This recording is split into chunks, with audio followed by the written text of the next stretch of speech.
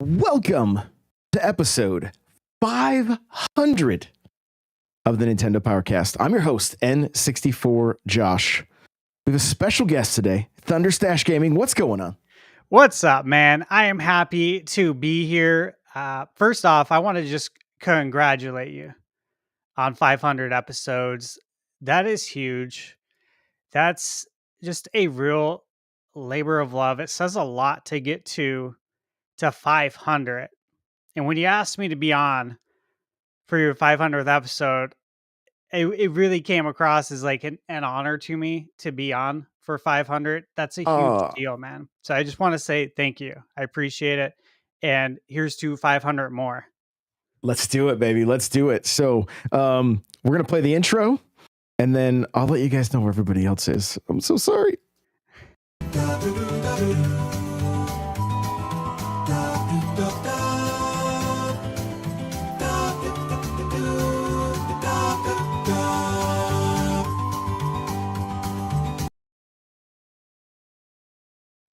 Okay, well, I did my best, you guys, to get the regular crew, and unfortunately, things just did not pan out. So, they wanted to be here.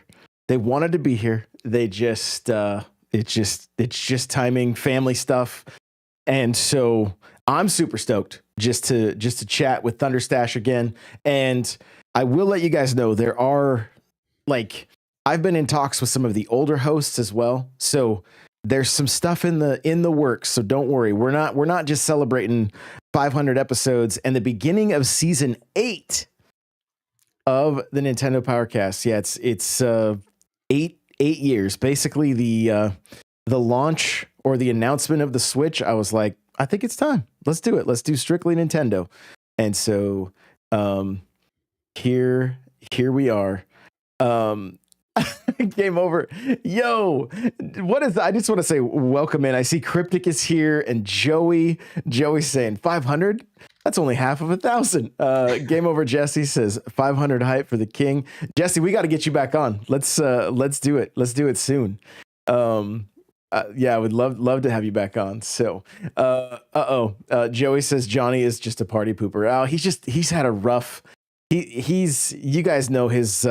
He's an accountant in his tax season, and he's just like, I needed a break. I needed a break. So, what we're gonna do is, if you're here with us live, you guys get to participate in this. We're gonna just kind of take a look back. Like, NPCs is basically as old as the Switch, right? And so we're gonna take a look back at just over the last 8 years, and like maybe some of the surprises, some of the just some of the best memories that we have, whether it be games or just what's happening with with our content and the different milestones along the way. And so I'm gonna let you kick this off, and like maybe even go way back to the give us a little bit of history. Like, how much were you doing on YouTube and stuff back then when the Switch came out? Yeah. So this will be fun. I'm excited just to take a look back because I do want to say I think obviously the time's really appropriate right now. And what better time to do it than your 500th episode? You're going into a new season. We're going to be entering a new Nintendo season here very soon with the Switch 2. So, again, I just want to say perfect timing. This is a nice way to put a bow on all of it. And so, for me, as far as YouTube, I definitely was not at all on YouTube. I didn't post my first video to YouTube until I think it was January 1st, 2023. Oh, And I reviewed the Analog Pocket. okay. That was my first video. Now, certainly I was on YouTube watching stuff, but yeah, I didn't do anything content related till then. I was most certainly still working. I was the director of operations for Loan Depot Mortgage Company. Mm. And so, yeah, I was working insane hours, 60, at least 60 hours a week.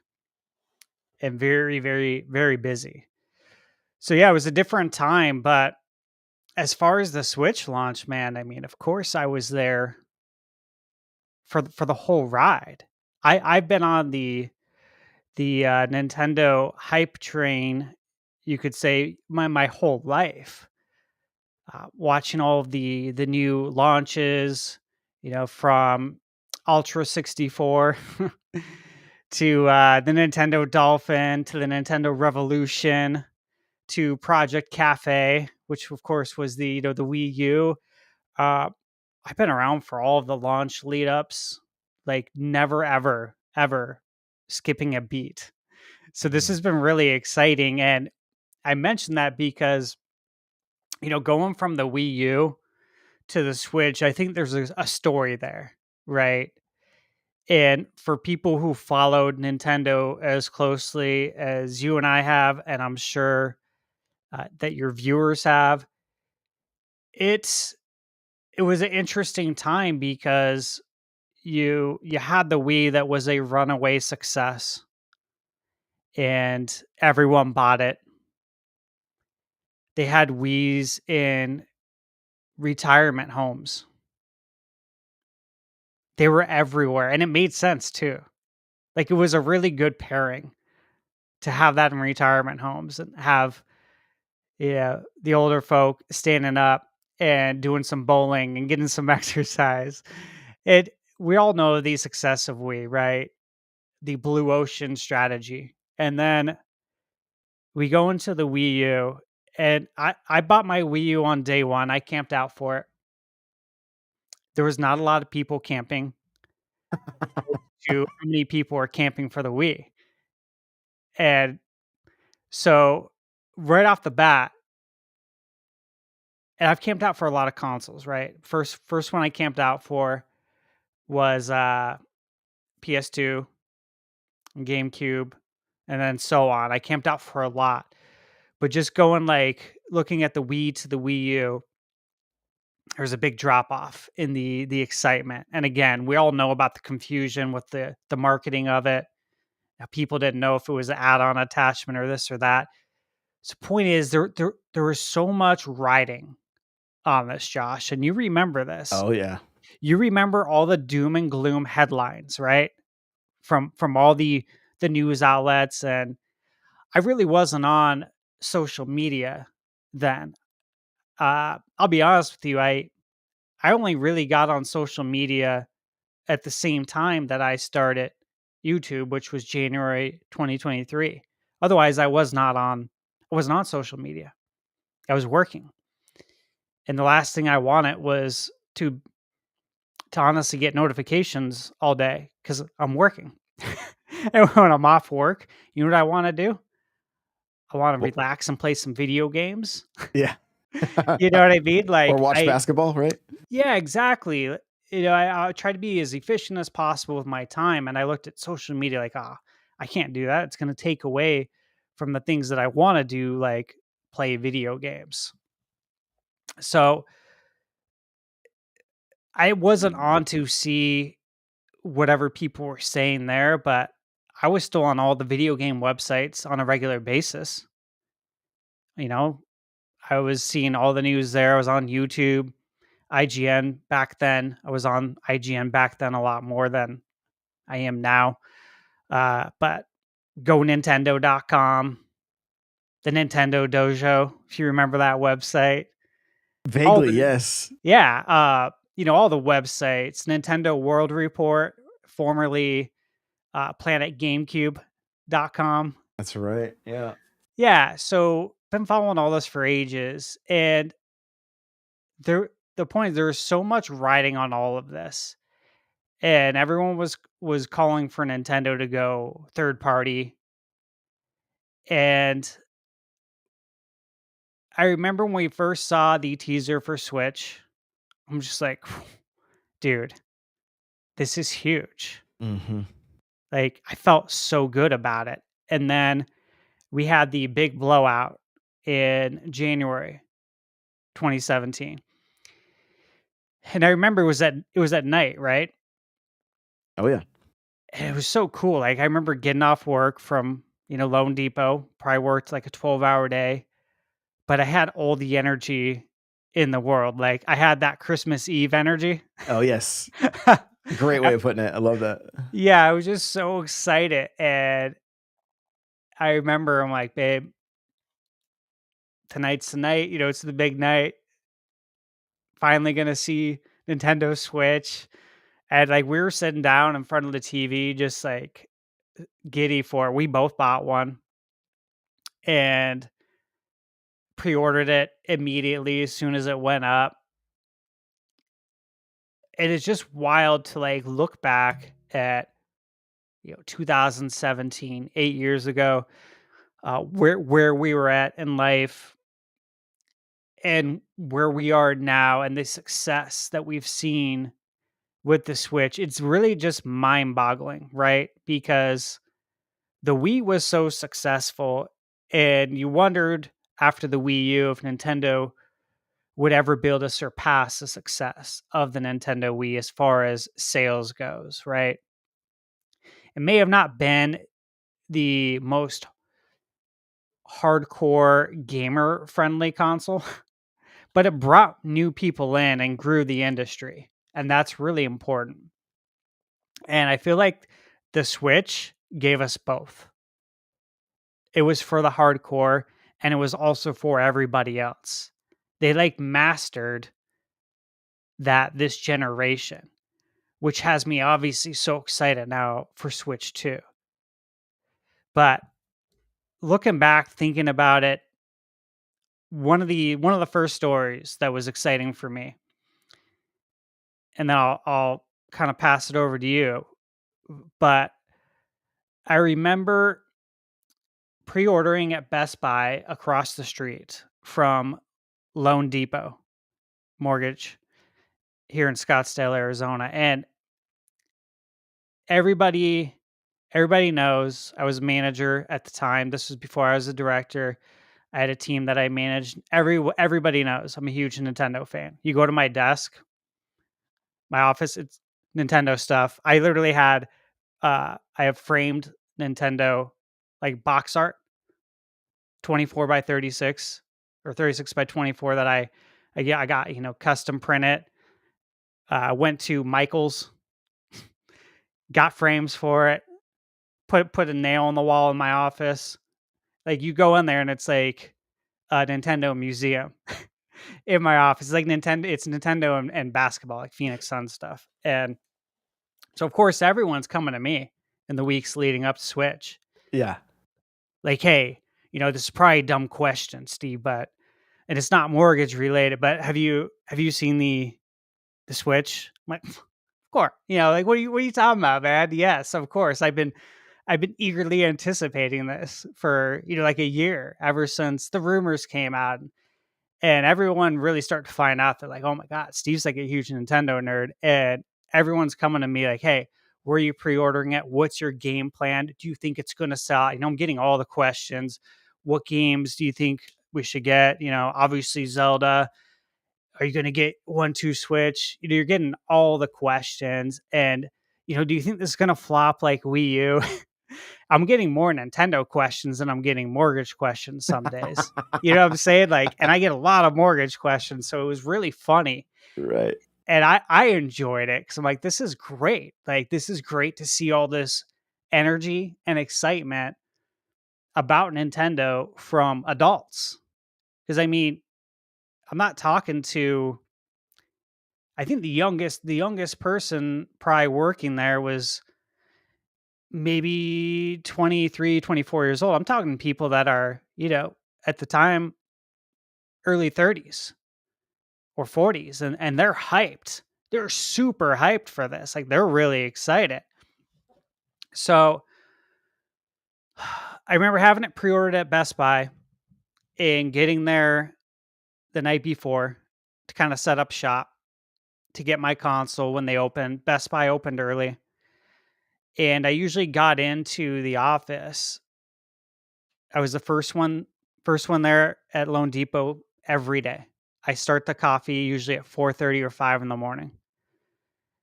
And I kept all the lights off in the building too. I had a little, the little green banker lamps with the pull cord. I have one at my desk. I'm sitting there working, getting all my work done before everyone else even gets there, so I could have an easy day and be open for questions all day. But obviously, that was not the case with the Switch. I requested that day off, so camped out. I can't tell you how many employees came over from Lone Depot to join me camping, and I didn't even know they were going to. So I ended up hanging out with tons of coworkers all night, Mm. playing video games. There was tons of people in line. I brought my projector.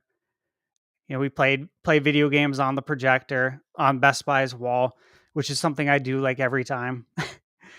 And it was like it was a great memory. It's a core gaming memory. Uh, I did, if you see behind me, the Zelda Master Edition box. Yeah, yeah, yeah. I was the only one at Best Buy that pre-ordered it. They only got one in, and it was mine. And I couldn't believe it. I was like, "That's wild!" Like, I'm so thankful that I have it because that thing is pretty rare now. It's like a huge collector's item. I remember at the time, my VP at Lone Depot asked me if I could get her one because she really wanted a Nintendo Switch. And so I had one of my employees come get in line. I called them up. I said, "Hey, come get in line with me. We need to get Caroline one." And so we got her one as well. And I went over and delivered it to her. And so I went into work because it was just across the street. And then I ended up going home and playing all day. But it was so cool to go into the office and see like everyone at their desk, so many people with Nintendo Switches Yeah. on their desk, opening them up, like doing their own little unboxings, getting them charged up, and just seeing the joy and excitement from them. Like you could literally feel the energy. It was like almost like everyone was like radiating with excitement and like just happy childlike energy. I'm like, this is so cool, dude.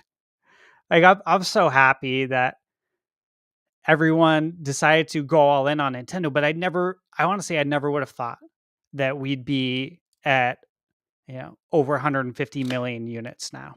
So that was kind of the first core memory of Switch. And with that said, I'd like to hand it off to you and hear about kind of your first memories. Oh man, I mean, the like the announcement was super super exciting. Like I think everybody I think after the announcement it was like, okay, there's a lot of hope here, right? Because the Wii U was a rough that was a rough go, right? It was like there's a lot of really really good games and Yeah. yet like we're nobody's playing these things. And so Yeah, like Mario Kart. yeah, it was just so so good. And so I I was just looking at my phone to see if my Google Photos um had my like my memories from like any of the photos or videos I had taken from that night. And I don't know if I didn't have it set up yet or whatnot. So I'm hoping they're somewhere because I'm 90% sure that my son was with me when we went and picked it up at the midnight launch, the one who passed away. Yeah. And like, cause he was my Nintendo kid, like through and through. Like him and my two daughters, just, you didn't see those guys without a DS in their hand, right? Or a Yeah. 3DS. Like they just love their Nintendo, consoles. And um, so I'm pretty sure he went with me when we picked it up at midnight at Best Buy. Got the, um, I'm, I know we got the.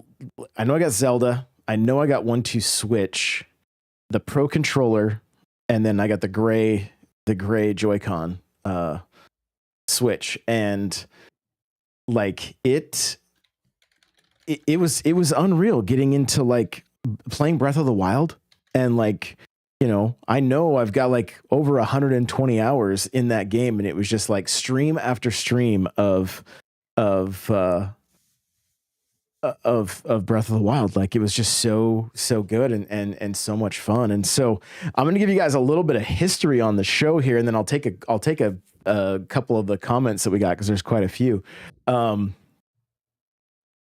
The Nintendo Powercast didn't even have its own feed when it started. Like, it wasn't even on my, like, N64 Josh wasn't even a YouTube channel that I used at that time. And so I had been doing a Destiny podcast called the Lootcast, and we started using the same feed. I think NPC had its own like podcast feed, but it did not have its own YouTube channel yet.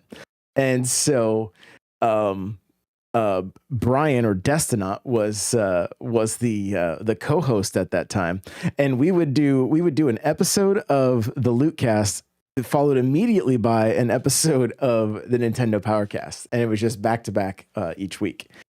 And so it's so crazy to me to see how everything has evolved over the years, right? And it's like, I was going through all these Switch exclusives earlier this week, and like getting to the point where like Nintendo started selling us cardboard.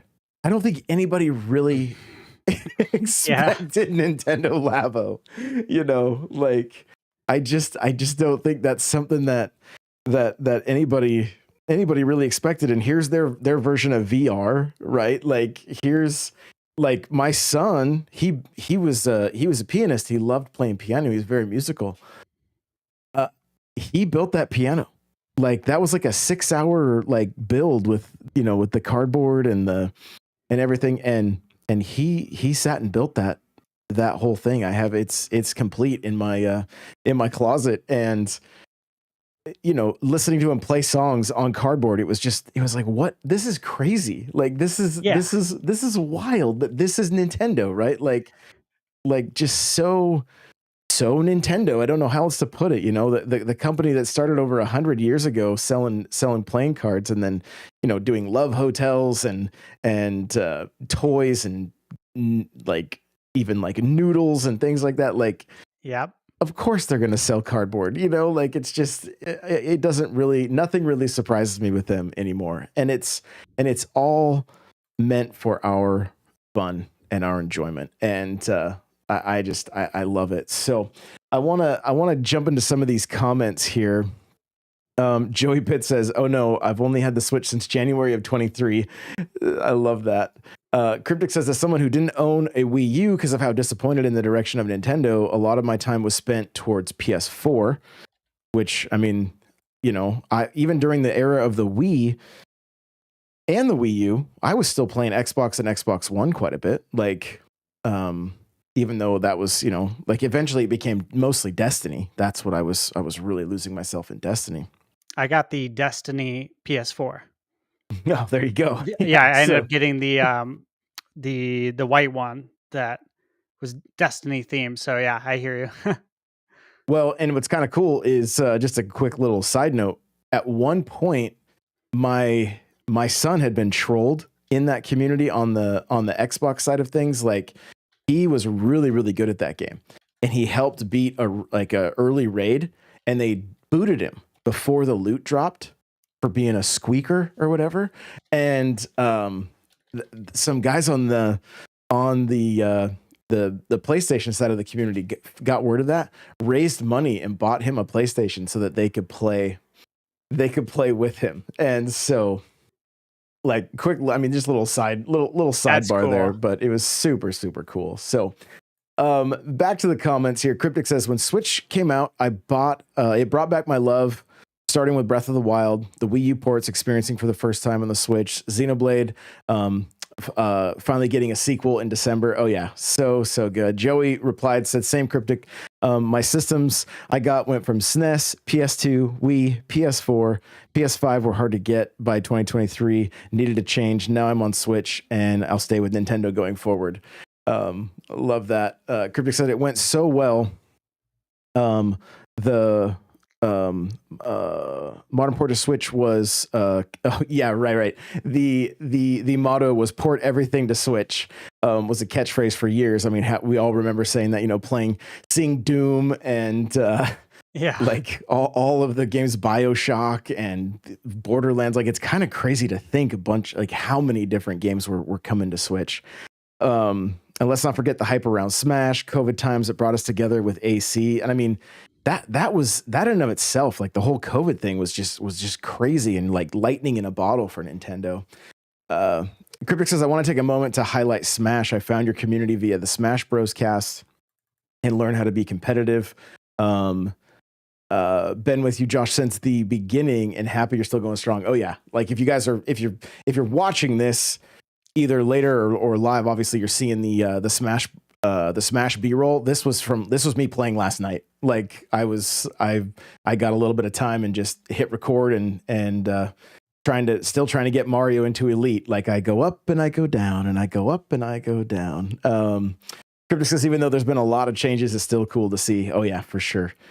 For sure. And then taking a look here, Joey says Nintendo needs to do two things to make me over the moon happy. New Donkey Kong 2D and 3D and revive Earthbound. So there you go. Yeah. Love that. Nintendo is best. Joey says Nintendo is best when they are healthy because they are doing very odd things. Yes, no question. I see we got some more people jumping in too. We got Pokemon fan and Miguel is here and Nady Nay just jumped in. So welcome on in, everybody. So good to see you guys. Oh, this will be fun. HVAC Sparky says, I was a PC gamer as a kid, loved playing games like Battlefield 2. Nintendo was not much on my radar until I got my wife a Switch in 2019. Now I am Nintendo only. So excited for Switch 2. I love that. That's amazing. Amazing. So welcome on in. I see Skipler J is here as well. So welcome on in, everybody. If you're here live, we do appreciate you being here. And, Cryptic brought up the Smash Bros cast. Like, the amount of podcasts I started because of like we had NPC going, which was like general news, like general Nintendo news and everything. But then I would also do like game specific because I was like, these are so SEO rich that like I could just dominate the space by doing a Smash Bros podcast and an Animal Crossing podcast. And I've even done Pokemon and Mario Maker 2, like, and those just like they would immediately rank number one in those spots. And that's why I did it. But just so much fun, like so much, like if Smash Bros was a game I always wanted to learn to play competitive, right? So I just created a podcast basically documenting that journey. And then someone in the community helped pay for Crawler and I to go to Genesis and play in the very first Super Major. And like I will never forget that. Never forget that. Going and competing. And I went 1 and 2, like I was still very much learning at that time. And I played a lot of Smash, and it was funny because I would stream and I would just get completely wrecked. Right. And then it was like I would have the person I was playing on stream with me. And they're like, what did you do wrong? It was like me, Mr. Miyagi all the time. Like they were always like, how did I beat you? Or like Morpheus, like it was. Yeah. But I didn't care. It was like, I would see myself improving and even to this day, like I watching my gameplay, I'm like, oh, I could have done this. Oh, I could have improved there. Oh, that would have been a great spot to grab, or I should have done this, or, oh, I got that read right there. Whatever the case is, like, there's so much to unpack with this game. It's like a never-ending RPG where you're always leveling up. There's no indicator bar other than how well you're doing against your opponent. And so, I'm very hopeful that we see in the next game a better netcode and just some more characters, because this it's just about perfect in my eyes, and would love to revive the Smash Bros cast and be talking about a new Smash game in the near future here. So I even started a Mario Kart podcast called The Dirt, because I'm like, I just know there's going to be a new game coming out here soon. So like, it's just a matter of finding time to to record all these shows, and I've definitely been putting a lot more effort into just YouTube because there's just I feel like there's a much bigger audience there than just in podcasting. So, but it, like Cryptic said, it has we have created such a fun and welcoming community and just so many great people it's really the best part of all of this is the community. So, but 100%. yeah, yeah. Any like what anything else that really like stands out along the over the years with Switch coming out and different games? I mean, tons to be honest with you. I actually I have a list here on on my computer that I pulled up, and I'm just like kind of like looking through these titles. It's a year by year list of the games that came out, and I'm just like, Hmm. there's so many games here that I played, and just looking at like 2017, right, launch year. First off, just getting Zelda was a huge deal, Right. especially being lifelong Zelda fan since the NES. That was the first game I ever bought on NES was Legend of Zelda for my 5th birthday. And Love it. I know you love Zelda. Oh yeah. You're right there with me. And so to get that on launch day for the Switch was like extremely exciting, right? Cuz the launch games it's already a really exciting thing. It always is. Launch lineups. It's something that we just look forward to. Obviously, it's something that we're eagerly anticipating finding out about on April 2nd is the Switch 2's launch lineup, what's going to be there. But it's like when you know you have a Zelda game, and not only that, but like we're going in a new direction. This is open world Zelda. And it's just like this is wild that we're getting this on launch day. So it's like, yeah, there's other games there, but you really only need it Zelda, right? Because this is what we wanted on launch day. So it's extremely exciting. The amount of hours I put into that, it's insane. I wonder. I know I have Zelda behind me on my shelf, but I think I might still have my map in there. Did I tell you about my map? Yeah, you print it out, right? Because you wanted it to be old school. Yeah. So I found an image, just on the internet, a good high quality image of the entire map, and the image has these shrine locations, but as you know, the shrine location on the map does not tell the whole story. Just because it's on the map there, it doesn't mean it's there.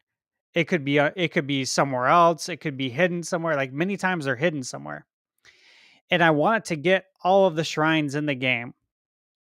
And I also didn't want to like have to press pause continuously and put my markers on the map. Even though I did use the markers, I just don't have to do it all the time. So it was really fun to literally have I always had my black Sharpie and have the Sharpie, have the map out on the table as I'm playing the game on TV and literally look at my map and then look at my mini map and figure out where I am. And then once I got the shrine completed, because as soon as I found it, I do the shrine. And it was nice. It was gratifying to just cross the shrine off on the map and continue to the next one. And of course I got all the shrines completed. How many were there? 100 and was it 120? I believe so. Yeah, if I Something remember like that. correctly. Yeah. Yeah. Dude, that was just so much fun and it was nostalgic. It was old school because again, yeah, we grew up with a map for the original Zelda and you needed it. And even to that, I will say that I I came up with like a grid map when I played Link's Awakening on Game Boy back in the day. Like I really felt like I needed a little grid map to make sure that I found everything because I absolutely have always refused. And if you do this, It's okay. But I always refused to go online and look for the solution. I'm like, I can do this. I can do this myself. I don't want help. I want to do this myself because that's part of the magic is solving the riddles. Finding the solution yourself is just part of the gratification and the magic that you experience when playing video games. And I get it. Some people go online and look, and that doesn't make you any worse or any better. And it doesn't make me any better or worse. It's however you want to do it, right? But this is just how I like to do it. And that's not to say I've never went online and looked because I have. But for certain games, I will not. I will not. I will not rob myself of that experience. You know what I mean? Right. Because, and also, Josh, because for the longest time, you and I know this, that like, uh, you get a Zelda game and then you're going to wait many years for the next one, right? Now, obviously, with the Switch generation, that completely changed. But growing up, like going from A Link to the Past to Ocarina of Time, that was a long time. Oh yeah. 91 to November of 98. That was a incredibly long wait. That was hard. Like, Too do you long. remember how hard Yeah. that was back then? Oh yeah. The Y- anticipation, and I remember you remember probably seeing the first screenshot. It was like a concept screenshot of The Legend of Zelda on 64. Mhm. It was actually in a little book that was probably by one of the I forget it was one of the third party accessory makers maybe, but it was like a little preview book and they handed it out at Best Buy like Okay. around N64 launch time, and it had one single screenshot I think of Zelda 64. And these were like the very early screenshots, and all we had was that to look at for the longest time until Nintendo finally showed IGN something back then, and we got some new information on it. So those waits were very tough. So now when Zelda games come out, I still do the same thing. I have to savor every moment of it. And that's why I won't do anything to shorten that moment by like going online and finding the solution. So sorry, I had to explain that little tangent there No, I on love it. why I do what I do. But Yeah. to kick off the Switch with Zelda was huge, like for 2017. Um, And such a wait, but so like it's so worth it though. Right? always. I think regardless, we probably would have seen that game at launch on Switch, right? Even if it had come out on Wii U, like when it was supposed to. But like it again, it was kind of that lightning in a bottle. Like the Breath of the Wild had the same effect that AC did, really. Like there were people buying copies of that game that didn't even have a Switch yet. Which was just there was more copies of Zelda sold than Yeah. Switches. It was just so funny to hear. Real quick, I just want to touch. Joey 88 Fitness says, I think you should be able to look up the podcast under Nintendo Powercast hyphen Nintendo Podcast. That should show up on YouTube, and there should not be any membership, anything like that. So I can take a look on the back end, but basically it was just posting twice what was already there. But every show that I do should show up in a free RSS on YouTube, and YouTube is separate from. Uh, if I have the RSS feed that comes over from Spotify, it just ends up putting the same episode up twice, and I don't think YouTube likes when you do that. That's why I stopped. So just to give you a little heads up there, it should still be there. It's under the podcast playlist on my channel. So let me know if that helps at all, and I will take a look as well because it shouldn't have any. It should still be completely free. So. But anyway, we'll let you get back to it here, talking about the Zelda map and everything else. Yeah. So that was most people's first experience, right, with the Switch was playing the new Legend of Zelda game on day one, but in a new way, which was so much fun to play this open world Zelda game and experience that. And I wouldn't finish the game until everything I knew was done that I could do. Like, if it's a game that I really love, I make sure that everything else is done before going to the end, or at least I believe everything else is done, right? I believe all the shrines are done and all the side quests are done. Okay, now I'm going to enter the end game finally. And it took me a long time, especially with the amount of hours I was working in mortgage. It took me quite a long time. It was spread out. It was not rushed. But all the different places I played it to was really fun. Like,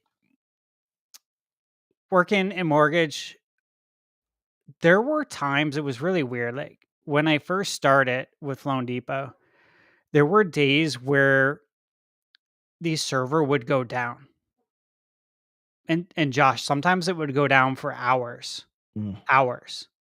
Not like 1 or 2, but like 3, 4, 5, 6 hours, possibly all day. And we're all looking at each other like, what are we gonna do? Like, we literally can't work.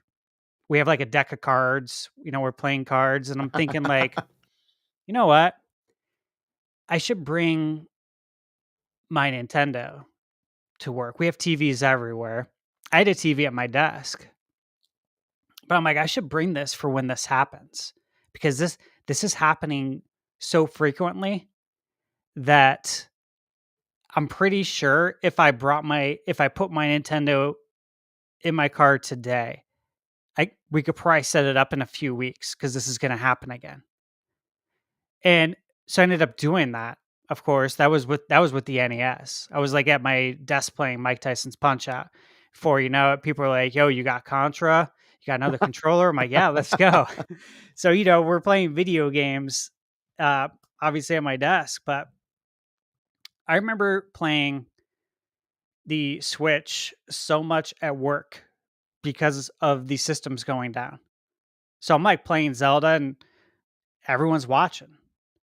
And they're saying, "Hey, have you tried doing this? Why don't you try doing that?" And it's almost like you're live streaming and you got your chat saying, "Hey, you should do this or do that." But it was just in real life. It was in person. And I'm at work and I'm getting paid. So I'm like, this is great, right? Like, I'm getting paid to play The Legend of Zelda and kind of share this Nintendo joy with everyone. But it turned into more of that, which is really cool. I got to tell you this. So everyone who like bought the Switch on launch day, everyone else started buying it too, like people who didn't, because they saw everyone else playing it. And before you know it, our VP at the time, Caroline, she's like, "Hey," she's like, because we're always doing things to, I wouldn't say like boot, I should say like boost morale. Uh, the culture was really important, right? Because we're working crazy hours. Everybody is, and we basically live at the office. So you have to make it like the best of it that you can, right? And so we're always doing things to kind of improve the culture. We had like ping pong tables there. We had arcade basketball there. I brought my NBA Jam arcade Nice. to the office and like into the elevator and up to the third floor. You know what I mean? Like, and everyone wanted to help. Of course, everyone was willing to pick up an end, because this was the actual arcade. This is before the arcade went up. This is when I owned the actual arcade. I'm like, oh, why don't I just bring it here? It'll get a Yeah. lot of use.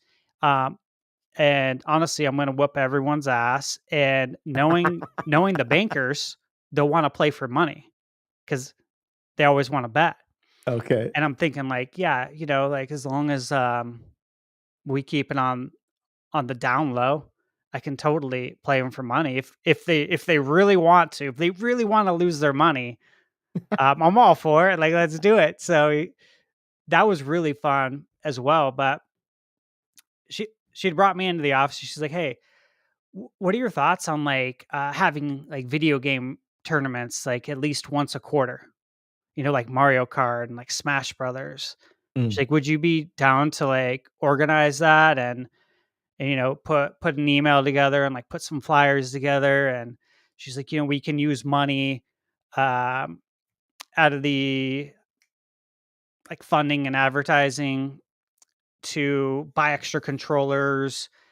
And she's like, you know, we can buy like a couple extra switches and have like tournaments on each TV. She's like, what do you think? Like, would you want to do that? I'm like, obviously. I was like, yeah, of course. Like, this is great. And I'm just leaving work. Again, always getting paid. And I'm just over at Best Buy, like buying all this Nintendo stuff so I can make sure we can have proper Switch tournaments at work. Like this is so cool, dude. So yeah, we had a Mario Kart tournament, we had Smash Brothers tournament. I actually played my cousin in the finals for the Smash Brothers tournament, and Mm. I did beat him with young. I think I was young Link. It was always Oh, young Link or yes. Toon Link. Yeah. Yep. But man, like it's stuff like that that made it so special. And then it went from that to because that was so successful. But a lot of the older heads at work were like, you know, if we were playing like GoldenEye on 64, I would totally win that. I'm like, okay, like you guys forget I'm like pretty much the same age as you. Yeah, I grew up on GoldenEye. So yeah, I have 64. I have controllers. And so then it morphed into okay, now we have 64 tournaments going on. And we got GoldenEye, we got Perfect Dark, we got NFL Blitz. We're playing NBA Hang Time.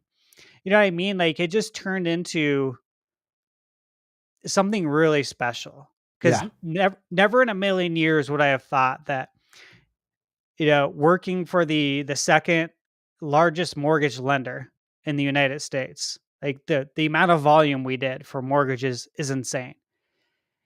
And never would I have thought that we would be holding video game tournaments at work. You know what I'm saying? Like that Yeah. was not on my bingo card, and that and I'm being asked to do this and get paid to do this. So that was something that this never would have happened without the Switch, because the Switch reinvigorated gaming. I think for a lot of people because now you can play it on the go, and you may not have a lot of time to play games, but hey, you might have an hour. You might be able to play it on your lunch break. Suddenly, people are gaming more, and I know you can speak Yeah. to that. Oh, for sure. I mean, the amount of people in my life that were like, "Yo, like I haven't bought a Nintendo system since GameCube. Should I get this? Should I get this Switch?" You know, like that was a regular conversation. Or like, I haven't, you know, I bought the Wii, but I didn't touch the next system. Like, is this one worth getting? You know, and even as of recent, like my brother's like, "Yo, the Switch 2's coming. Should I? I'm gonna wait till your review before I pick it up." I'm like, "Just get it, bro." Like, Yep. what you know? But I mean, even him, this is a person who's like not much into gaming, buys a Switch and has like triple the amount of time in Breath of the Wild that I do. Like I'm just like, bro, you have like 400 hours or something in this game. Like that's unbelievable to me. But like he just got hooked, and then I was like, well, I think you should try Skyrim, and then hooked again, and then like Tears comes out, and but no, I mean the amount of people that like had maybe like walked away from gaming or like grew up with gaming but then hadn't really touched it, the Switch really did bring that back. And I mean, the like my uncle's 50th birthday, that's when we all pitched in and got him a Switch. And then Animal Crossing Switch came out, so then we his wife was way into Animal Crossing, so then we all pitched in and got my aunt the Animal Crossing Switch, right? And just like the Switch was really like it's definitely been very very much a family system for myself. but I think that's been the case for a lot of people, you know. And I mean, it would have been nice if they could have really captured the essence of Wii Sports with Nintendo Sports or Switch Sports, because I think that really could have moved some units if that had been in the conversation as much as the regular Wii Sports was, right. And Yeah. you know, I'm currently holding the NES controller in my hand, and I have them on my desk. I like to use them. You know, I've been chatting about the hopes of like the Wii games getting to NSO and Nintendo releasing a remote and a nunchuck to be able to play those games like exactly how we used to, right? And mostly for that younger generation that grew up with it to have the same nostalgic experience that I'm having by getting to use the controllers I used growing up, from the Super Nintendo to the N64, even the Sega Genesis controller. I think it's all fantastic. And so um I I would love to see more of that. And I think when NSO got announced, right? And then we were finding out, like, you know, because everybody was like, where's Virtual Console? Why can't we play our classic games? And then, you know, lo and behold, it was like now there's 50 games that you can play. And now, you Yeah. know, and then eventually 64 and Game Boy Advance. And like they've been doing such a great job with all the systems. I mean, don't get me wrong, everybody's like we're all ready for Smash 64, right? Like there's still a handful of titles that were like, okay, come on, what is the holdup here on a few of these? But I think there's also been some surprises, like, you know, all the Mega Man games on Game Boy getting put onto NSO. Like That was a nice surprise. yeah, and I mean, there's even like Capcom's got a number of games. Like I think there's a Street Fighter on the Sega Genesis, right? Which I don't know how that controls because of like it was kind of rough back then, where you had to like hit the select button to switch between kicks and punches, you know. So that was it was a little rough, but it's just there's those kind of surprises throughout the years have been just so cool, you know. And I mean, again, I don't know when you ended up you know, we're no longer working at that place, but like, did you guys get some of these classic controllers for playing any of those classic games when the servers were down? You know what? We didn't do anything NSO related when it came to the tournaments. We played on actual, 64s on the original hardware, and I have the games. And again, I was given money to go get more controllers, Mm. because some of my controllers, the joysticks, obviously, with the N64, the joysticks aren't perfect. And I remember telling my VP Caroline, I'm like, yeah, I got to tell you though, like if we have money, I should go get some better 64 controllers, because my joysticks are a little loose, and I guarantee you, people are going to complain and make excuses about these 64 controllers. And say when people are as competitive as all of us are, uh, that's going to be an issue. But everyone wanted to play on original hardware too. Oh, I see. Yeah, just very old school, old heads, original hardware only. I think one of the things that's interesting, that during these last 8 years, we also had the NES Classic and the SNES Classic get released, Yep. right? And those were, I mean, I'm still waiting for the 64. I don't think they're going to do it at this point, but I would love it if they did. Like, I think it would be great to be able to have that machine. And but you know, I'd want them to go crazy and do all of the clear colors and everything. Yeah, like I want the that. fantastic Yeah. series, no doubt. Um, Yeah. I gotta say too, with the NES and the SNES Classic, uh, the same exact thing happened as the Switch. Same thing. I camped out for the NES Classic and the SNES at Mm, Best Buy, and as you know, those sold out like immediately. I mean, I was not the only one there. There was easily 100 people online, yeah.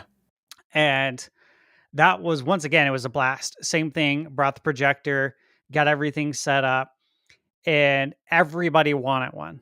Because again, we're all around the same age. Mm-hmm. So much of the staff grew up with the NES and the SNES like we did.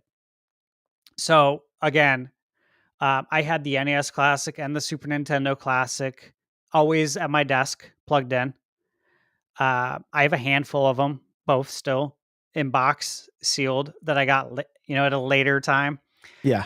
I learned how to say add more games, very nicely too, with the box art and everything. It looks Mm. very nice, and of course, people would see my NES Classic with more games on it, and everyone want to know like, oh my god, can you do this for me? And I did, and people tried to pay me, and I said no, no, no, no, no charge. Like the happiness that this brings you is more than enough. I'm just happy to be able to help because obviously I'm not gonna. I mean, I could have. I definitely could have made money on it. With Sure. I could have made probably a considerable amount, but it wasn't about that, and it was just about the joy of Nintendo being spread at no charge. And I had a template for it that I created, so I could do it in 5 minutes, about Mm. 5 minutes, and have it perfect. So that was really fun too, because so many people are like, "Oh, I just, I wish it was Mike Tyson's Punch Out. I wish that was on there. I wish there was DuckTales." I'm like, I mean, we can make it happen. So I did that for the Super as well. I love the miniature consoles. I'm a huge fan. Of course, I wish they would do the N64 Classic. I don't think they will because it will eat into probably the NSO. For sure. And that's why I have the analog 3D pre-ordered, Yeah. which I can't wait for because I love the 64. You and I both know how special of a console that is and how that literally changed gaming forever. That was the I don't know that the transition from Super to 64 was a very special time. Significant.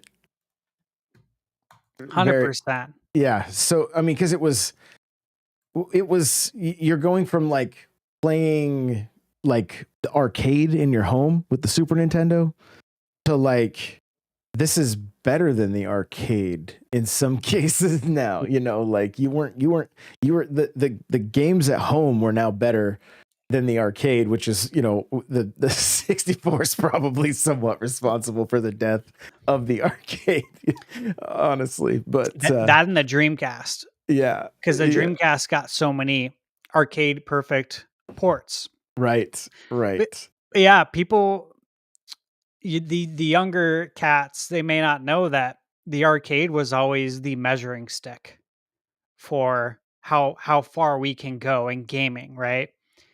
You were always going to have better graphics in the arcade. And so again, yeah, like with the 64 and the Dreamcast, when we started getting games that played better on our home consoles, that was a huge moment for all of us. Like, wow, this is crazy.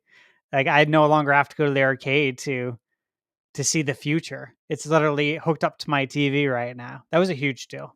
Well, and I mean things like GoldenEye, Yeah. and it's the most unfortunate thing is I think the somewhat of the where NSO is falling a bit short is like it life shouldn't have to find a way to make GoldenEye playable.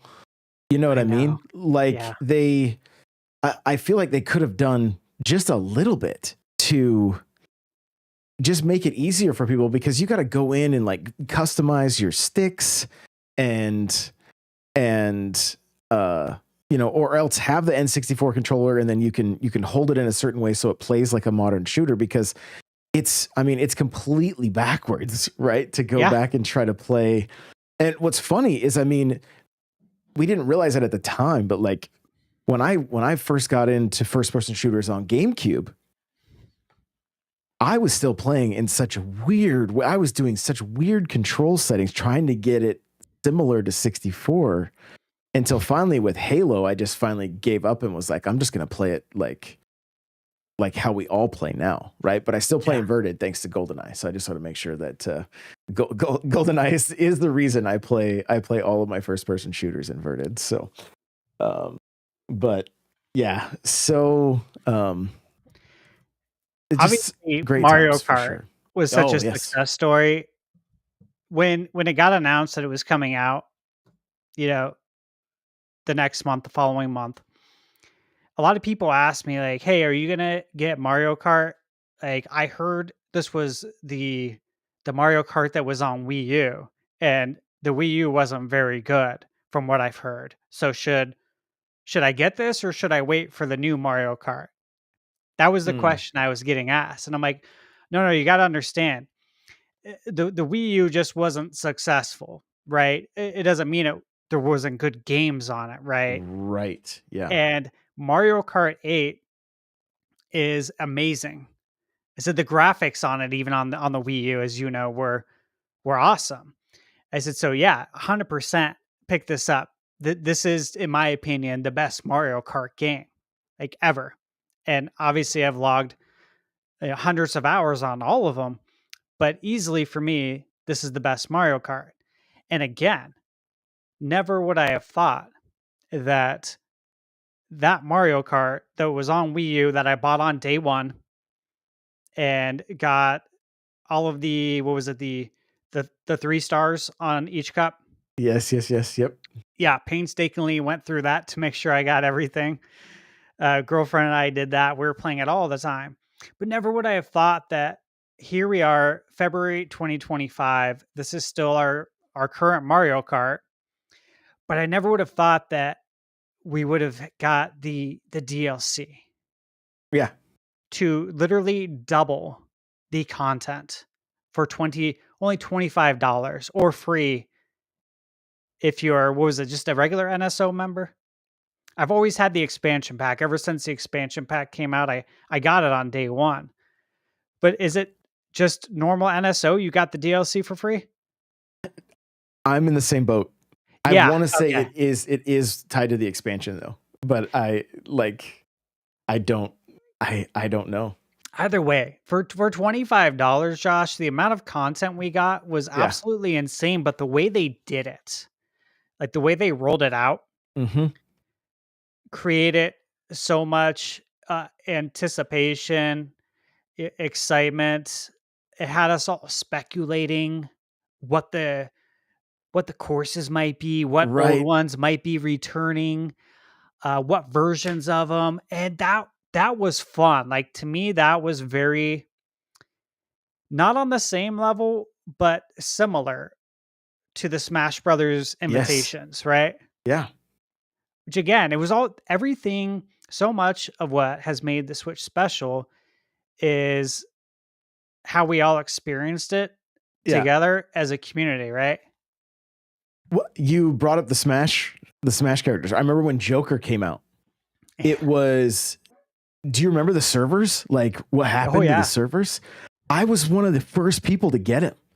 Like I had him and was playing with him, and people were in my streams like, "How did you do this?" because nobody could. It was taking hours to get him to download, and I don't know what happened that night. If I just happened to get lucky apparently, and was one of the first to get Joker. So my stream was actually kind of popping off because everybody was like, what, what's his move set like? What, they had all these questions as they were just sitting and staring at the loading screen. Cause I remember it was taking an hour or something like, but the minutes wouldn't really go down all that much, So Yeah.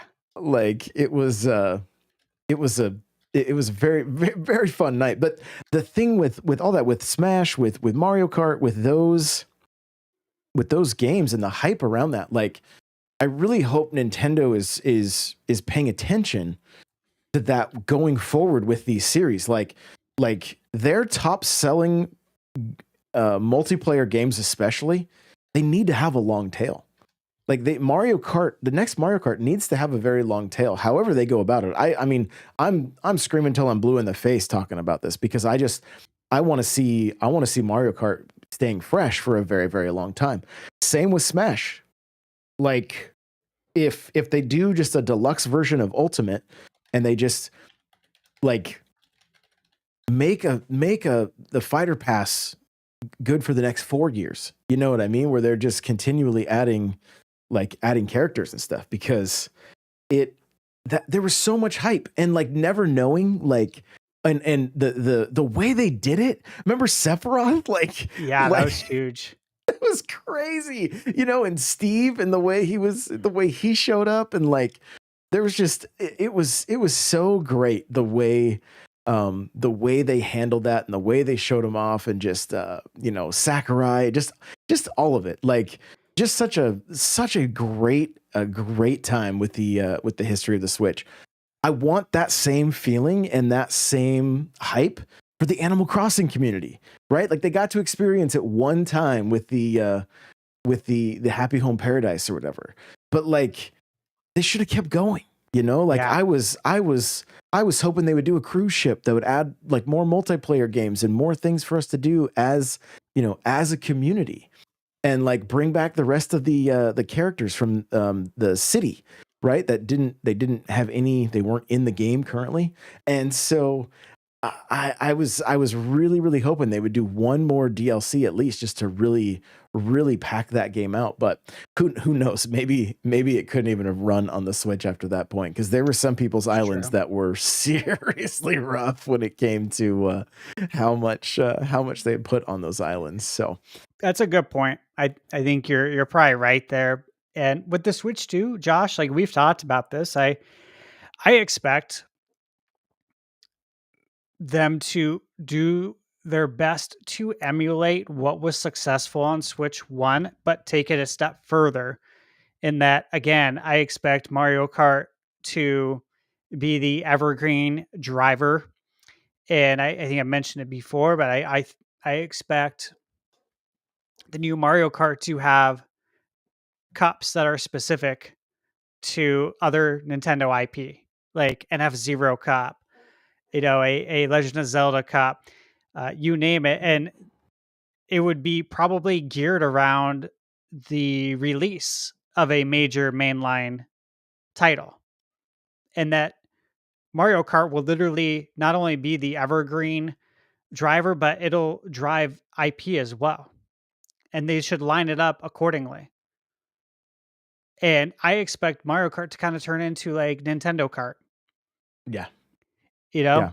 yeah, Um, and it's exciting. And I expect Animal Crossing to do the same. Like, I expect that to come out earlier. I think we would have gotten more Animal Crossing.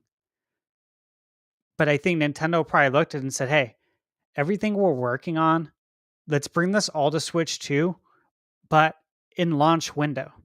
Let's get it out there way earlier, hmm, because this is a driver for us. There's a right, huge community now. And yeah, that's how you do it. That's how you get people to jump over to Switch 2. So it's exciting. Like I expect more of what was successful to carry over now to Switch 2, which is going to be really fun. I mean, you would expect the invitations to come back for oh yeah, Smash. yeah, And and how many third parties does Ma- Nintendo already have deals with? yo, Master Chief, come on, I'm I ready. I, I I'm expect it. ready. I really do. Why wouldn't he? You Yeah. know what I mean? Like we got Banjo Yep. and And Steve. yeah, and Steve, and no one thought Banjo was gonna be in a Smash Brothers game. No one thought Cloud and Sephiroth were gonna be in a Smash game, especially given the history of Final Fantasy VII. Yeah. And and obviously, never coming to Nintendo, it came to PlayStation instead. And that was such a cool moment for, I think, for anyone who lived through that experience of Hmm. playing Final Fantasy 2 and 3 on the Super Nintendo, or 4 and 6, however you want to call it. Right. Right. But playing that and then seeing Final Fantasy 7 and learning that this is never coming to N64 because Nintendo chose cartridges over the CD, and literally they're not going to be able to put it on a cartridge. It's never coming here. So to see that and then fast forward all these years later, and It's like everything's right in the world again. Now we're Right. getting Cloud and Sephiroth. What does this mean for the future of Nintendo and Square Enix? And it Yeah. meant a lot. I mean, again, I never would have thought we'd get a Super Mario RPG remake. Like one of my Sure. favorite games on the Super Nintendo. So it just makes me so hyped for what's going to happen with Switch 2. Yeah. Well, and I think well, I got one thing to run by you, Yeah. and then I'll get to this last point that I want to make. But like we were talking about the gimmicks for Mario Kart, and you've seen the new Sonic Racing, right? So I played the beta. I'm in it. Okay. Yeah. I have footage. I'm working on a game preview of it that I'm hoping to post tomorrow. So what did you think about it? Because my mind was going too, and I'm guessing you and I were thinking the same thing. But let me hear it. So I haven't played Sonic. I've only seen the videos. Okay. But it after watching it, we were talking about it on the show on Friday. Just our whole show is dedicated to Mario Kart. And I would love to see a whistle item that you can only get in first place. And you either pre-select or it does a roulette of what track you're going to move to next. And a warp pipe shows up and everybody drives through that warp pipe. And part of the reason for thinking that is because we're looking at the world essentially that they showed us in the first trailer.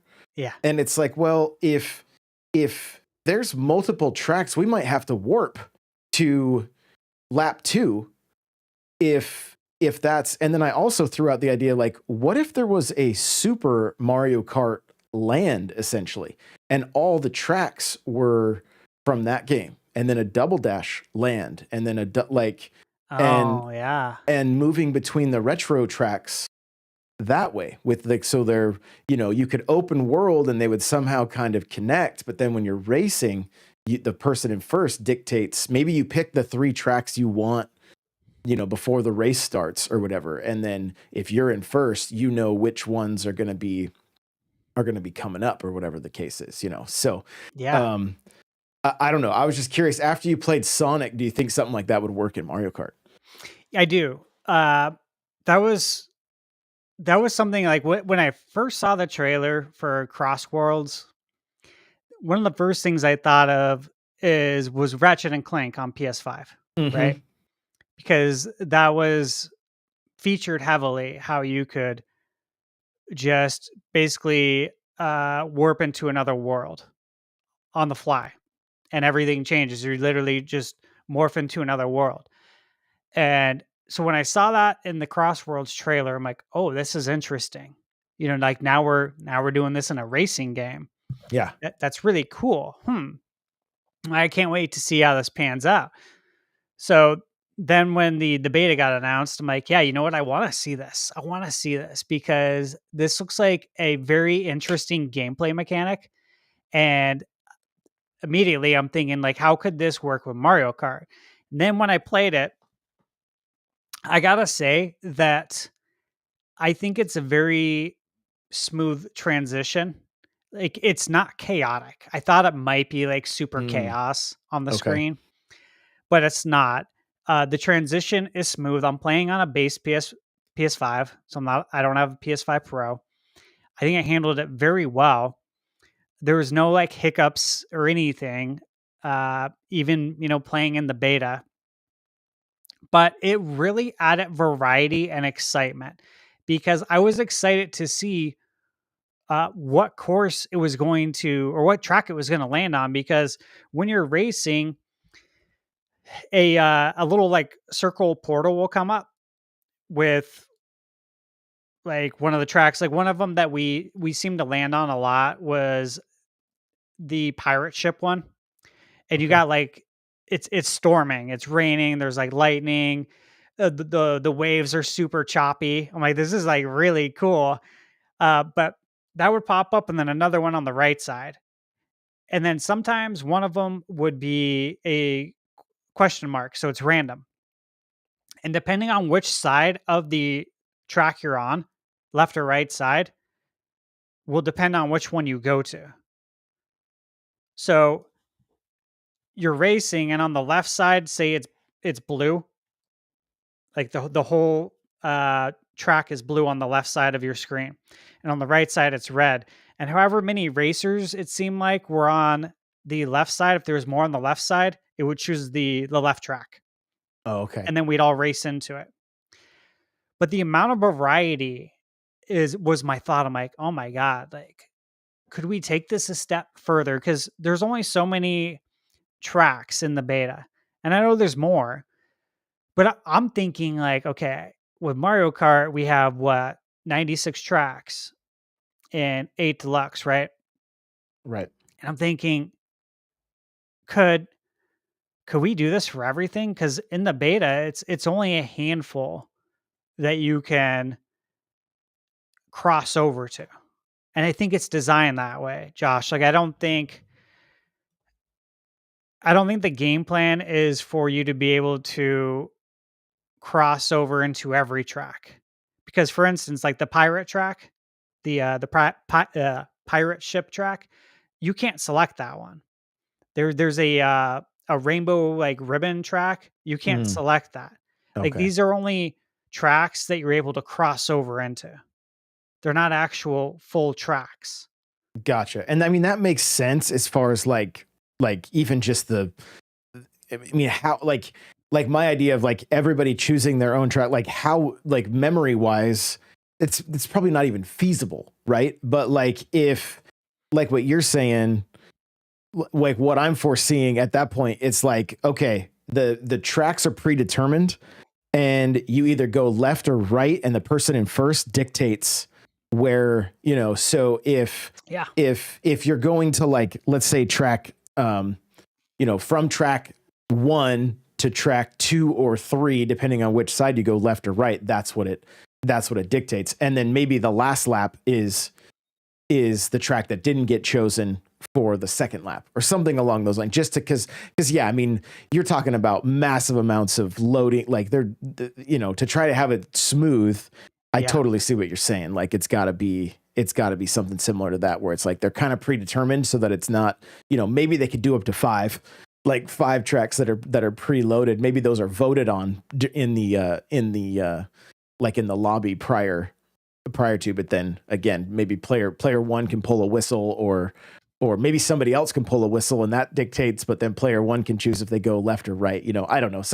I just, I, it, it really opened up the door for creativity when I saw that trailer and was just like, oh, maybe we can expect even more from Nintendo with this next Mario Kart than just like, um, kind of the norm, if you will. Cause we also Yeah. looked at the dates and like this is double the amount of time that we've had from any other two Mario Karts coming out. Like Yeah, it's it's insane. it's significant, you know. So they've had lots of time to cook, and so I have high expectations, like very high expectations. I do too. I would presume that the obviously the game's done. I expect it to be a launch title, but I would presume that they already have DLC done too, and that they're sitting on it, and that Yeah.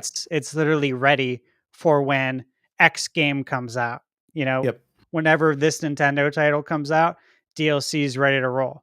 Like I Yep. expect there to be a deep strategy within Nintendo for how they're going to maximize this, and again, do everything that they did with Switch One that worked and grow that idea. All the ideas that worked, let's make them better.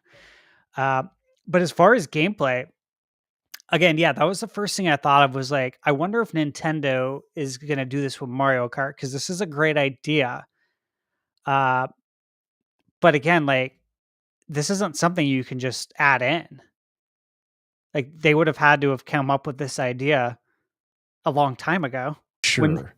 so I'm wondering if they did. Either way, I think it's a cool, really cool mechanic that worked. There are some things in Cross Worlds that made me think. I wonder if this will be in the new Mario Kart because there's a lot of customization options with not so much how you build out your vehicle because there are vehicle customizations, but Mario Kart has that too, as we know. So they're similar there. I think the cool customization part was being able to add different like attack items or for instance, you can buy things that you can add to your actual cart. Like if you run in or if you run into an enemy, you get extra rings. Mm. So instead of losing rings, you get more rings, and the rings work in the same way that coins do in Mario Kart. So obviously, it boosts your acceleration, and I don't know if there's a cap on the acceleration boost for Sonic Cross Worlds. I know, like with obviously with Mario Kart games, there's a cap. So that was really interesting. But there's so many different things you can add that it almost felt like a little bit like an RPG. Hmm. And I'm like, dude, I really want to see Mario Kart do this because I think they could do it so well. So there's a lot of good ideas there. You know, the rumored name for the next Mario Kart is Crossroads. I know, dude. When I saw that, I'm like, okay, okay. If if it made me curious to know if Nintendo at all knew about Cross Worlds, Mm, and if they didn't know about it, and then they saw the game, announced, which what was it at the State of Play when it was announced? yeah. I'm like, the first thing I thought of was like, I wonder what Nintendo's thinking right now. Because if that name that was rumored is if that's actually the name, they can't keep the same name now, can they? I don't know. I I just feel mean, like it's so close. It's interesting. yeah. Yeah, and the thing is like this next Mario Kart game could have been done for quite some time, Mhm. and more than likely Cross Worlds is coming to Switch too. I expect it because it's coming to PS4. Yeah. So, Yeah. like so there's been conversations, whether that stuff crossed over, if you will. We don't know, but like um, for all we know, like Sega got the idea from this new game Yeah. from conversations behind closed doors, like again, I don't know the ins and the outs, but like I at don't this either. point they're working together to some degree, right? It's like if their game's coming out on their console, I'm sure there's, you know whether they're sitting down, whether it's a suit and tie sitting down to pitch something, or however and like they're snickering like, yo, we're doing the same thing, or like Yeah. how long ago was Crossworlds pitched that Nintendo is like, hey, we got time, let's add this, like let's do something similar. So Yeah, these are all things that were, like, going through my head while I was playing it, and it's just interesting because 'cause I'm like, "There's so many good ideas here." I wonder what Nintendo is gonna be doing with Mario Kart as far as, like I wonder what ideas are gonna be in Mario Kart, or if any, you know? It was just very interesting because, like, previously, I really did not care about the Sega racing games. I really don't mhm. care about other kart racing games. I played, what do you call it? Crash. Yeah, Crash Team Racing. Yeah, and it's fun. It's cool. Yeah. But it's no Mario Kart. It's not as polished. It's not as tight. The controls aren't as tight. I could go on for a long time probably with a list, and even playing Cross Worlds, same thing. I'm like, this is really cool. There's a lot of really good ideas here. Uh, but this is not Mario Kart. It does Right. not feel as tight as Mario Kart. Did it feel floaty? Yeah, it felt Yeah. floaty It and looked floaty. it did. And like trying to power drift, Yeah. there's just there's no comparison. Like No. when you play it, if I don't know if you're gonna buy it, but if a demo comes out and you try it out, Yeah. there's no comparison at all to the power slide, the power drifting. It just feels floaty is a good word, but like so many times you're going into the wall. Mm. And when you hit the wall, you lose coins. every time. Ah, Which if you hit the dirt, you lose coins. If someone runs into you, you lose coins. So like the game can also get really chaotic. And I noticed that on the last lap, it's like ultra chaos. It doesn't matter what position you're in either. So the last lap almost feels like you got a blue shell on your tail for the whole lap. oh, okay. And I'm like, like I don't know about that. Cuz if you're driving really good, like you should be rewarded. Sure. But it didn't feel like that. It felt like, hey, if you're in first and you're in first by a lot, it doesn't matter on this last lap. It could be pure chaos. Because usually, if you're in first by a lot in Mario Kart and you get hit with a blue shell, you're still fine. If you get hit Correct. with a lightning bolt, you're still fine. You're in You know what I best mean? shape ever if lightning hits when you're in first because it stops everybody behind you. Yeah. So, So there's some things it does good. I did see a lot of YouTube headlines saying like, oh, like Mario Kart's got competition now and all this. I'm just shaking my head like, oh, I got to get my video out because I do not agree. I do not agree with that take whatsoever. But again, yeah. there are some great ideas there. Well, to backtrack, what I was going to say when we were talking about more about the Switch and just in this life cycle, and we can kind of close out on this, is there's a lot of things Nintendo did really, really great with this. And I feel like in more ways than one, the Switch was really moved, really evolved the just the games. Think about Luigi's Mansion 3. Think about the way Luigi interacted with the environment, right? Like very, very immersive. Like he was scared. You could tell it didn't just feel like you were playing, this character that, only had so many animations for the movements and that was it. It was like, no, he was interacting live with what was happening in the stage. Like, Goombas in Mario Wonder looking at hidden blocks when they go by, like looking like they want to bite you. Like they're not just that grumpy Goomba that we saw in the original game from 40 years ago. There's life there. Like even the villagers in Animal Crossing. Granted, they could still use more.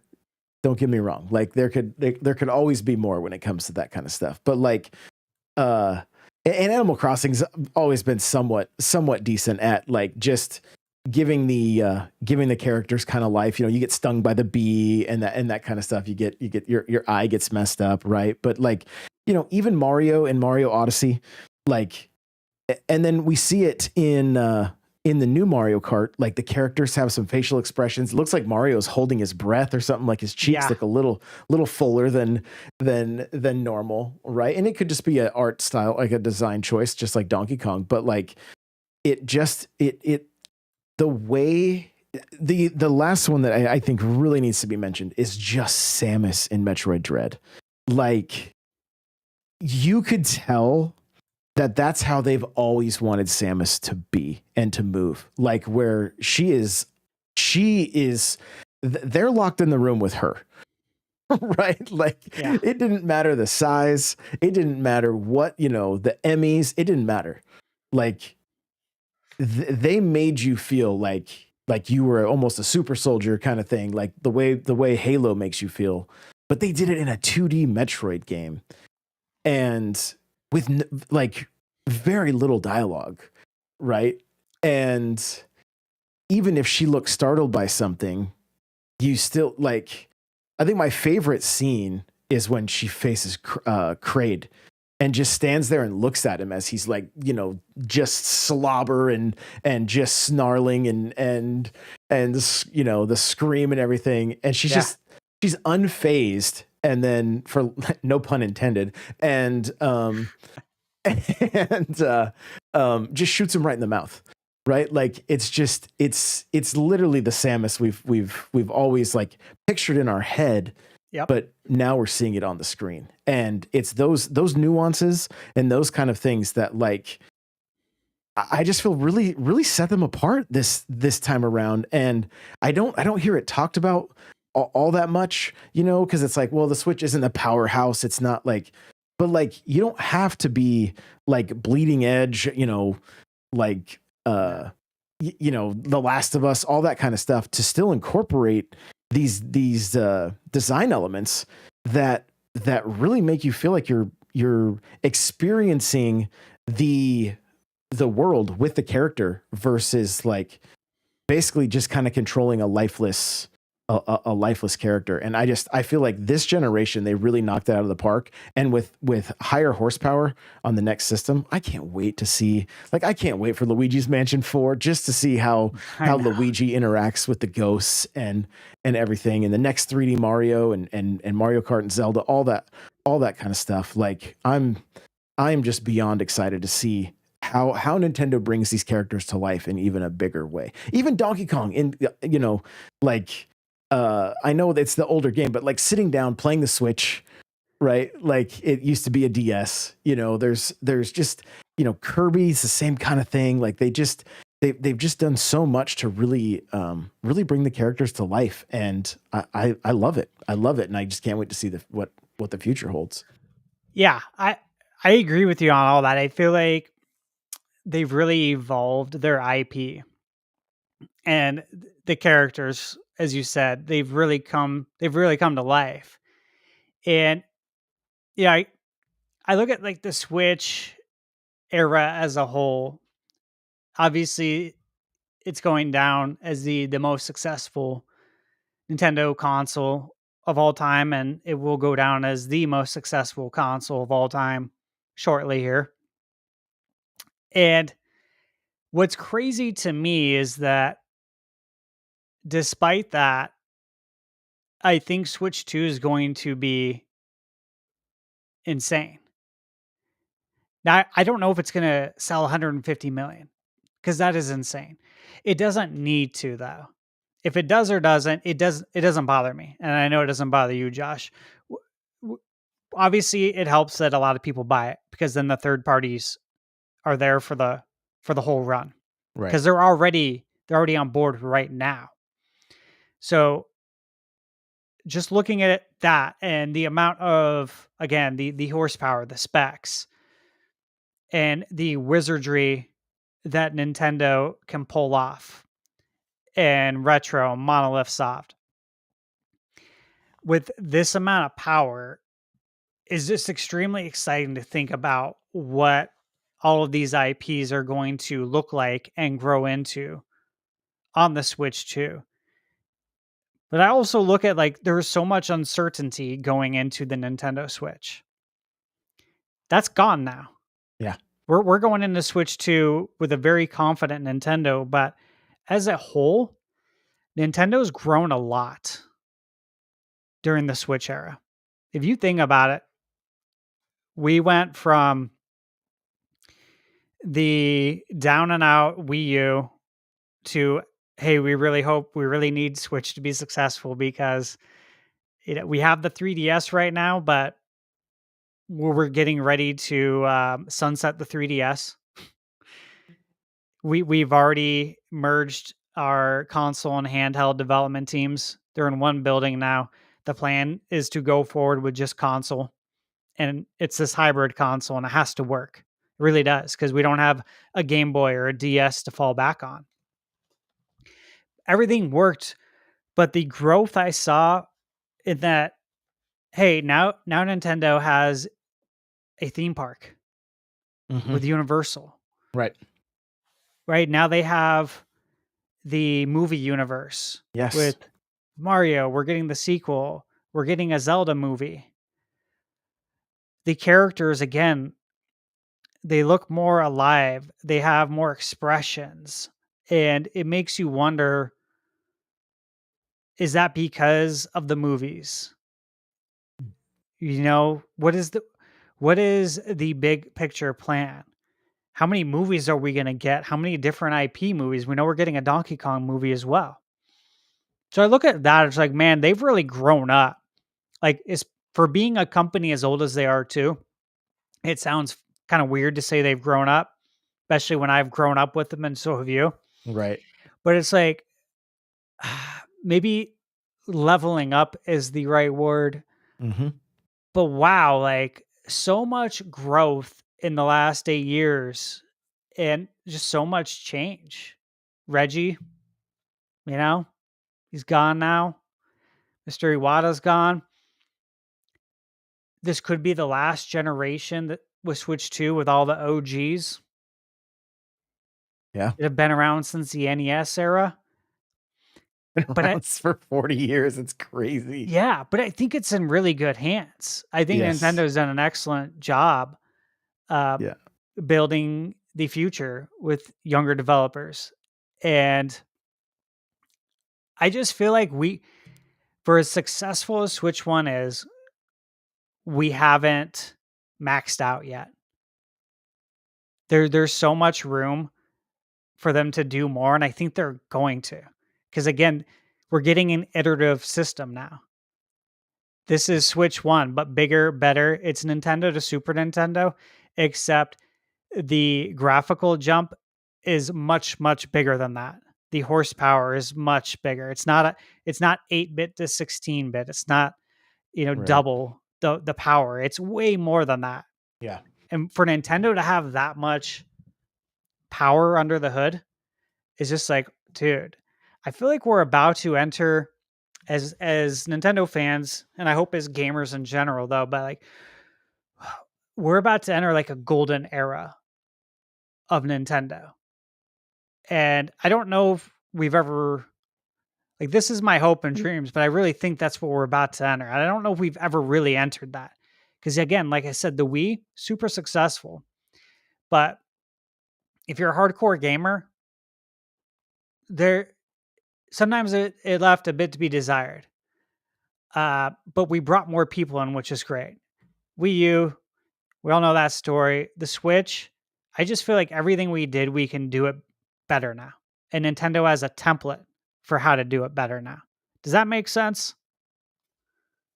Completely. I think they wrote the handbook. Like they wrote the playbook, I mean, on how to launch this system. The problem is those of us that have been watching for so long, every one of these companies has had these hiccups along the way. Even Cryptic is saying in chat, like, let's see if they can replicate the Switch success because Nintendo hardly ever has back-to-back successes. They always have a hiccup. But the future does seem promising.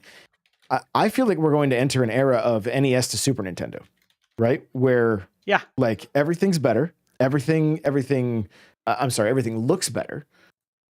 But it's going to be like, Sega took 50% of that market share, right? Like that wasn't all just on Nintendo. And then you had Sony coming out of the woodworks. Like, I feel like we're in I feel like looking at the landscape of gaming right now, like Nintendo's kind of the only company that's still doing it in somewhat of a traditional way, and it's working. Like not to say that like Sony still got their solid IP that does well, but like Microsoft has moved all of their IP to other systems because they need to be where the gamers are, like in order to make all the money back that they spent on Activision Blizzard. And like Halo's not the Last of Us like it used to be. A Halo releasing is not the event that it used to be, whereas like Nintendo still very much has that like that hype around every one of their major first party games, and even some of their more niche titles still, like even if they're not huge in the States, they're potentially huge in Japan. And Yeah. so that's a whole other thing there. And like I do kind of think we're going to see similar numbers from the NES to the Super Nintendo, but I think it's going to be better due to the fact that like I don't know that there's going to be any real competition in this space.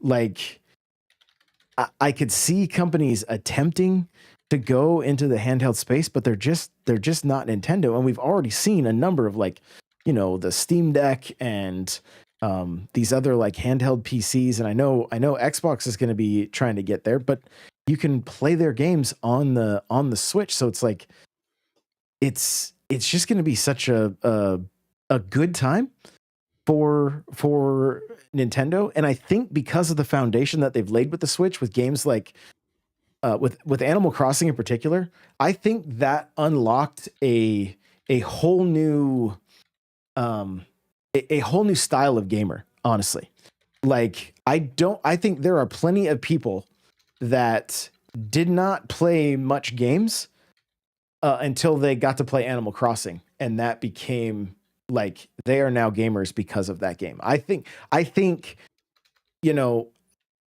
the market introduced so many more gamers because of Animal Crossing. Because I mean, one, we were all bored. Everybody was talking about it, and even if you are not an experienced, a grizzled vet in the gaming space, you can pick up Animal Crossing and have a good time with it. You don't have to be like it's not about like how quick you are on the sticks and that kind of stuff. It's just casual. And I think Nintendo really nailed that casual market. And so if Animal Crossing um can really just knock it out of the park like it did, I think it's going to be a huge console mover. Mario Kart's going to move consoles. Animal Crossing's going to move consoles. Smash, like they have so many titles that have sold. It almost be interesting. I've never done the math, but like to look at all the top sellers and like add all those together. And obviously there's going to be bleed over and that kind of stuff from like, how many people have bought all of those titles and that kind of stuff. But like, I'm sure there is they've probably got the data of like, okay, there's like, look at this person's list of games. It's like Animal Crossing, Stardew, maybe some Harvest Moon or whatever, like, and then system software data. Yeah. And like who's playing what? And I think they know that they can really cater to that audience, and that Animal Crossing moved the needle. Like it really moved the needle, probably more than they ever anticipated. I'm almost wondering if they thought Animal Crossing would be similar to like a Metroid, or something along those lines. And then here it is, like the number two most sold game. Is it number 2 or 3? I can't remember off the top of my head, but like 2. Yeah, or right above Smash, right? And so like that's insane. That's insane. Animal Crossing outsold Mario. Like Odyssey, like that's wild, but I love it. And what it means is that Nintendo can release a Mario game and everybody's going to get stoked and pick it up. They're going to release the Animal Crossing game, everybody's going to get stoked and pick it up. So it is going to be an interesting time. My prediction is that it will be similar to NES, Super Nintendo, but we're going to see a greater success rate with the Switch 2 than we did with the SNES. And depending on what they do with their software and with the releases and the long-term support, like that could be that will all play into the to the final results of how well they do. But it's looking very, very bright for them as long as they handle it correctly. Yeah, extremely, because like they know what we want. We want more of what we had. And we know they've held back game releases, like big game releases. They're being worked on. I presume many of the first party games, like the first wave, you could say, for Switch 2, are either done or in the polishing phase. Yeah. So I expect to have similar cadence as far as first party releases as well. Yeah. What's different this time around is that all the third parties are on board day one. Exactly. They're not hesitant like, hey, dude, the Wii U just totally struck out. Like, I'm going to take a wait and see approach. That's gone. Like Square's there day one. Final Fantasy VII Remake's going to be there. Rebirth. Microsoft, quite possibly, I would say Microsoft will probably be, and this is just a prediction, but they'll probably be the biggest, most successful third party developer on Switch 2. Because if you look at all of the development studios they own as a whole, Mm-hmm. I mean, the math just works out. Right. You know what I mean? Like, it's going to be massive. But to pair all the first party stuff, if they continue to do that, and now we're getting all the third party games and all the Yeah. ports, Red Dead Redemption 2, Mm-hmm. so many games, it's like, dude, this is going to be nuts. Like, how can this not be like super crazy successful? Yeah. It's And gonna be fun. it's going to give them the opportunity to either spread the Switch games, like the first party games, out over the next 2 years, or I personally think that they need to have the foot on the gas the same way. Like, they need to go into this with the mindset of like, we are on our own still, even though they're not. And like, I think that's what moves so many Switches, right? Was the amount of first party software that was coming out the first 2 years. And I know they have to play it. They have to play it careful because they're going to have far more third party. But at the same time, like, you know, every game that was just mentioned, they're all remakes or essentially they've already been out, right? Yeah. Like, they aren't going to be day and date. Possibly the Dark Ages if Switch 2 comes out that early, Yeah. right? Like Doom, but May 15th. Yeah. We'll see. yeah. So that's the other thing is like these are all fantastic filler titles, you know, all those third parties, but like what's going to happen when, like, you know, A year or two down the road and we're getting games day and date with other. yes. Yeah, that's when I feel like Nintendo could probably let off the gas a bit and then see how things are going to let those third parties breathe on the system while they're still supporting the first party games like Animal Crossing, Smash, Mario Kart, working on I'm assuming the next 3D Zelda is quite a few years out still. So not really something that I'm like anticipating anytime soon, but it'll be an event when it finally happens. Oh yeah, no doubt. And yeah, when it comes to Zelda, I mean, we will see what happens. What Tears came out in 2022. Mm-hmm. It all depends, man. If they split a team up and had a team already storyboarding and working on Switch 2 Zelda, and then we also got to factor in if we're going to get a remake or not. Right. So, and if we do, which one is it?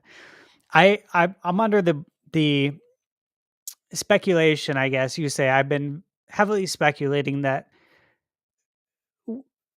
whatever Zelda game they choose to remake will align with the movie in 2027, Okay. presumably. Yeah. Like, if there's one Zelda game of all the Zelda games, if you could remake one of them to really align with what Zelda is for anyone who's never played it, for me, I gotta believe that that's Ocarina of Time, Mm-hmm. the highest rated game of all time. Yeah. Still to this day, that's the game that aligns most with Zelda. That has a story that can be made into a movie. That can For be sure. fully expanded upon and brought into a whole new generation for a new generation. Like I said, like, give that game the Final Fantasy VII remake treatment. Yeah. Just add more to it. Would be massive. So I do wonder if, yeah, maybe the next AAA Zelda is a couple of years off. Maybe it's not. We'll see. But we're getting something Zelda. So, what is it gonna be? That's what's exciting to me. Yeah. Yeah. Cryptic's asking, was Echoes a separate team? It was Grezzo. So if I remember correctly, wasn't Echoes done by? Yeah, Echoes Yeah. was done by Grezzo. Yeah. So that would be a different team. I want to take a couple more chats here and then we'll wrap this thing up. So Cryptic says the ability to play console quality games on the go was a big sell. We have even Xbox and Sony creating handhelds again for the next generation. So it's going to be exciting for all three big companies. Yeah. And I really do hope that is the case. So I hope that it is like that. Competition is good for gamers, right? Otherwise companies sit back and we see what Sony is doing right now, and it's not good for their fan base. Like No, it's it's very unfortunate. important. We need that competition. Yeah. That's why you root for everyone to be successful. When that happens, everybody wins. Hmm. Yeah. Yeah, so Cryptic says I expect a good relationship between Nintendo and Xbox. So good, I wouldn't be surprised if Xbox goes to Nintendo for a revive of Banjo Kazooie. Every year, fans ask for it. Yeah, yeah, that is very true. I mean, like as we were having this conversation today, I'm like, I have a feeling Banjo ends up in Mario Kart. Honestly, like I wouldn't be surprised. Yeah, I will. I haven't thought about Mario Kart, but I've said it on the Nintendo Byte podcast multiple times that I fully expect Banjo Kazooie to come to Switch too, a new game. I Yeah. fully expect it. I 100%. If you don't do it, you're leaving money on the table. And Nintendo and Microsoft are in the business of making money. They have a great relationship. Microsoft adores them, and they should. Because without Nintendo, we may not be talking about video games today, right? Yeah.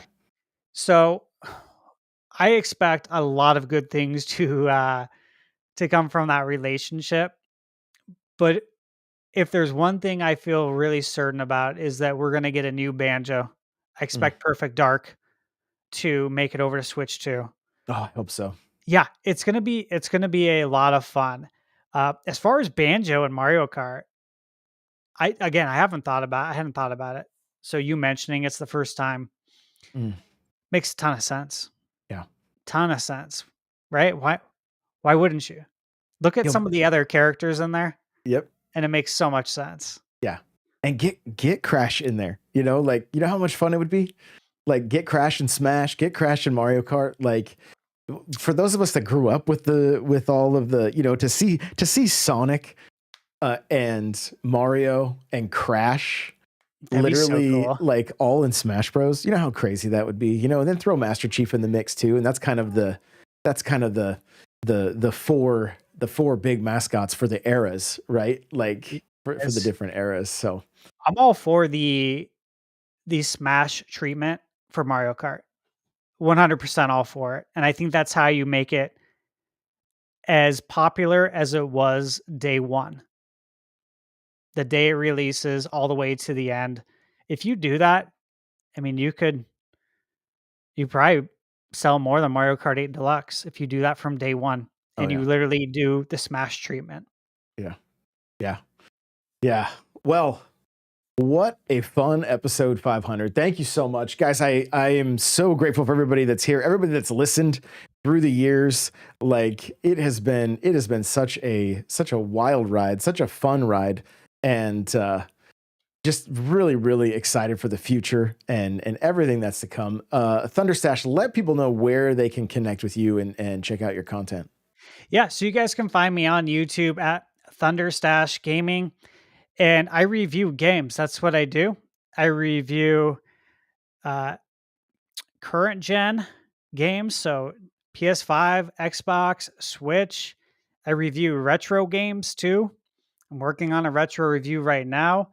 I review indie games. If you guys are familiar with Indie Mania, I'm a co-host for Indie Mania, and that's with Mike Odyssey and IGN. And so I will be playing a lot of indie games too. I'll be getting codes for those review codes, which is really nice because I really don't get review codes. I buy all my games and I review them. So I will tell you this: you can always expect a completely honest review from me. And the reason I actually got into reviewing games is because I felt like there was not enough. I want to choose my words carefully, but honesty and transparency with video game reviews. And that's why I wanted to get into reviewing games to actually be honest and give you an honest perspective from someone who's been gaming literally since the 80s. So that's what I do. I review games. We have the Nintendo Byte podcast every Wednesday night as well. And yeah, whenever Josh hits me up to come on, I always come on Josh's show too, which is always a great time. We could talk video games for hours. So long, It's a dude. little dangerous. It Always a great really, time. it really is. Like if we do something under 2 hours, we're lucky at this point. Yeah, exactly. Everywhere else, so you can find me on Instagram, TikTok, and on Twitter. I'm Thunderstash_YT. So that's where you can find me. I spend most of my time if I'm on social media, it's really on Twitter. I post everywhere, but I only spend time on Twitter because that's where all the news breaks. That's where all the video game news breaks. So that's where you can find me, guys. All right. Well, thanks again for coming. If you guys are here live, thank you so much for tuning into the live shows. We're still doing them Monday through Friday, 3 p.m. Eastern, 12 p.m. Pacific. And they've been a ton of fun. So thank you guys for showing up for those as well and just listening after the fact. I'm excited for the future and just so grateful for all of you that tune in daily for these episodes. So you guys are the best, and we will see you in the next one. Bye now. Thank you.